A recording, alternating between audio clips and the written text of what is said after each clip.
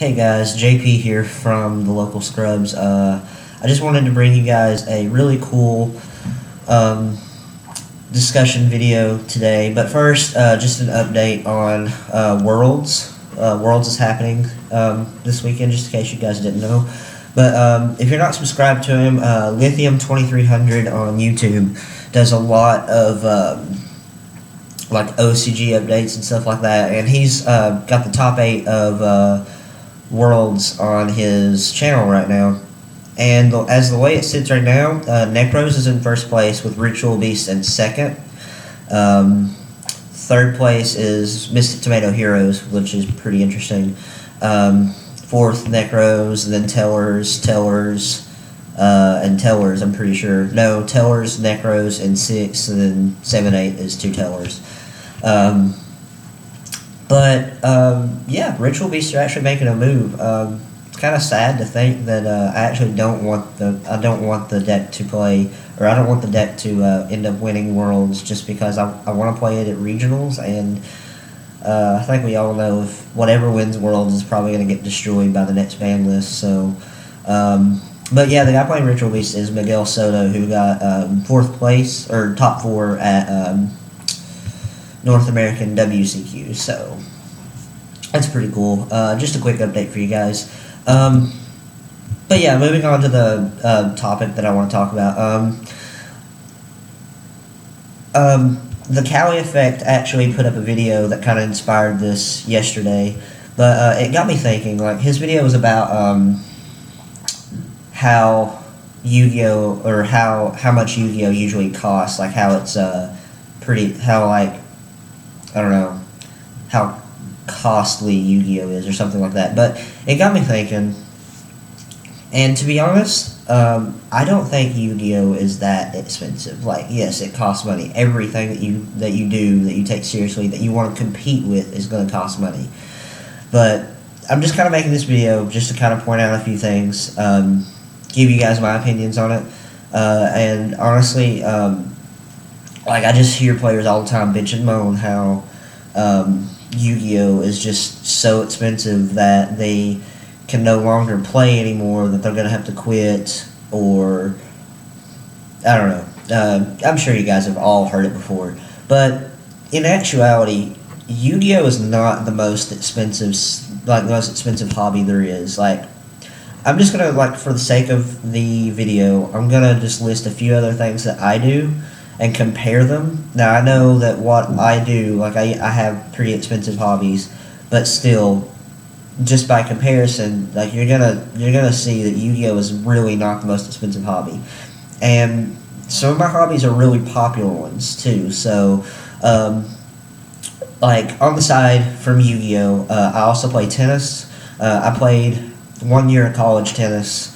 I play golf. I used to play golf in high school competitively. I just don't do it anymore. Tried to play college. I could have went to a different college where I got a scholarship to play, but I came to the one that I'm at now just because I got a full ride here. And then I also play guitar on the side. Just 3 relatively popular things that a lot of people do. I mean, a lot of people play tennis and golf, and guitar has certainly always been popular. And, well, anyway, let's just think about it. Like, Yu-Gi-Oh, like, a lot of meta decks, when they first come out, are going to cost upwards of $300 or more, just for the sake of the argument. Like, when Necros came out, the deck was so expensive, and that's kind of absurd. But Necros back then, like, when Brios were, what, $130 or so, I don't remember.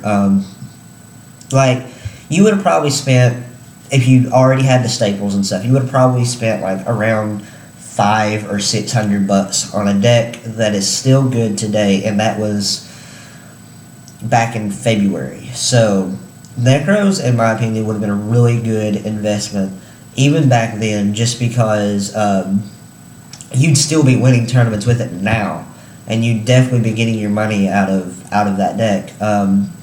But Yu-Gi-Oh is expensive. Don't get me wrong. The cards themselves have crazy prices, and I think that the reason that a lot of people are deterred from paying super absurdly prices like $130 for Necros and Brionic when it came out is because it's just a card. It's just a piece of paper.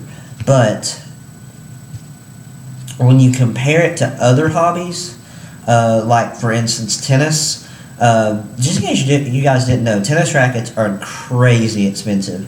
Like the ones that I'm using now, they're a couple years old, but I like them. I don't want to change from them. When they first came out, they were $190 or $199, something like that. And then I think I ended up paying somewhere around close to $220. Because for my racket, because I got it custom. I got it custom weighted. I had a leather grip put on it, just stuff that I like. Just those nice things that like just kind of compare it to like how people hollow out their decks or something. And tennis strings. In case you guys didn't know, like tennis strings last probably a couple of tennis matches. Like they go dead pretty quickly. Tennis strings are like a pack of sleeves. Like you re-sleeve before every big tournament just because you like the freshness and stuff. Well, tennis strings are kind of the same way because when they're put on the racket, they're put on there at a certain tension. Like I have mine right now on there at 55 pounds. Okay, my like after about a set or two sets of tennis, that tension is no longer there. It's loosened up a lot, and it's lost a lot of its playability. And so usually like that's why players have extra rackets that they can just switch to like to have fresh strings for like the same tournament and stuff. But tennis strings are really expensive, and you have to change them out a lot. I mean, with tennis altogether, like strings usually cost, good strings anyway, between $15 and $30, and you're looking at getting like 2 or more rackets strung each time you restring. With that, let's say, just for the sake of the argument, $20 string, and then if you play in a lot of tournaments, like every weekend or stuff, that adds up. That really does. It's really expensive. Tennis shoes, like shoes actually for tennis, like we wear them out like crazy. Like those things are expensive too. Like a lot of them are upwards of $150 a pair. So, and then let's like moving on to golf. With golf, like a set of irons, it probably costs you like a good set would probably cost you at least $1,000. And that's just stock. Like if you get any modifications done to it, that's all extra. A new like fairway woods, that would be like $200 each, plus any modifications. A drivers these days are $500. It's crazy, plus modifications. And golf balls, like the golf balls I use are around 35 to $40, just depending what you find them. And golf balls, like, you lose them, you wear it, like, they get old. Like, you're looking at 35 to $40, or I am, every time I go play golf in, like, a big tournament or something. Like, and then plus, golf is not expensive. Like, you have to pay to play golf. Like, it's not like tennis where you can just go find, like, the high school tennis court and go play. But with golf, like, you have to pay fees to go play on the course. It's, like, usually, I would say cheap is probably $30 for 18 holes or $20 for 18 holes. That's pretty cheap in the summer, considering a lot of courses will be like $50, $60, sometimes even $100. And these aren't even like designer courses. And then with guitar, like y'all know guitars like are really expensive. Like good guitars cost a lot, plus like all of the modifications that you do to them. Guitar strings, you have to change those out every while. Those are kind of like sleeves in Yu-Gi-Oh. I just bought a guitar amp earlier this year that was $1,200. All of these things are really expensive. Like what I'm trying to say is like Yu-Gi-Oh, by comparison, is nowhere near as expensive as golf or tennis. Or maybe not tennis. It's kind of comparable to tennis, because I would say tennis is the cheapest out of golf and guitar,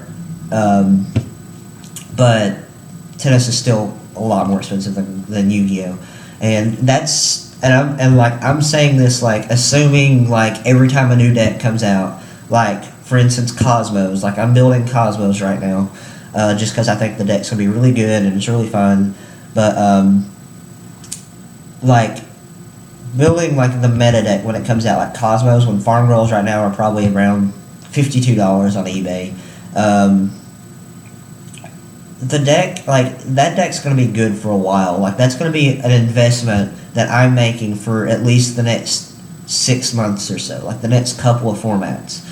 And just by comparison, like I'm not going to probably end up picking up like any more high tier meta decks when they come out. Like I'm probably gonna play the Odd Eyes Pendulum Magicians, which I've already got like most of the stuff for that, other than the structure deck. But that's gonna be cheap too.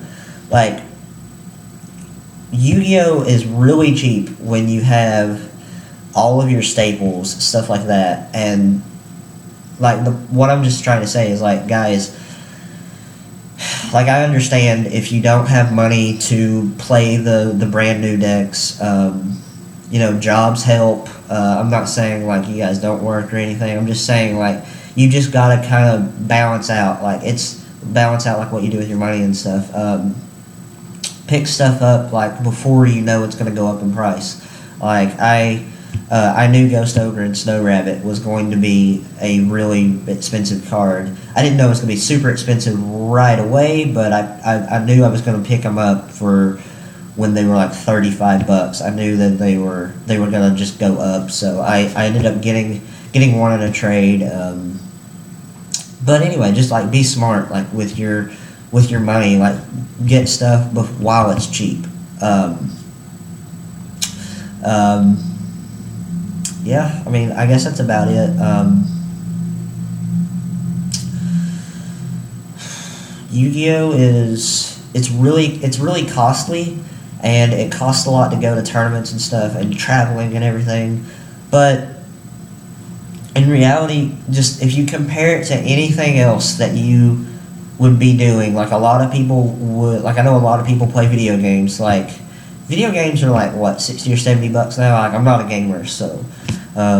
Like that's every time a new game comes out. So like if you end up buying like 10 games within a 6-month period, like that right there would pay for like 2 meta decks, like on its own, or maybe even 3 or 4, like just depending on what you're trying to pick up. Like what I'm just trying to say is like hobbies in general are gonna cost money. You just need to prioritize things like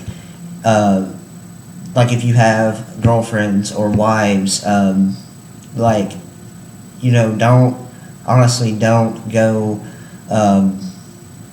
spend all your money on Yu-Gi-Oh, because I mean you got like other priorities, you know what I'm saying.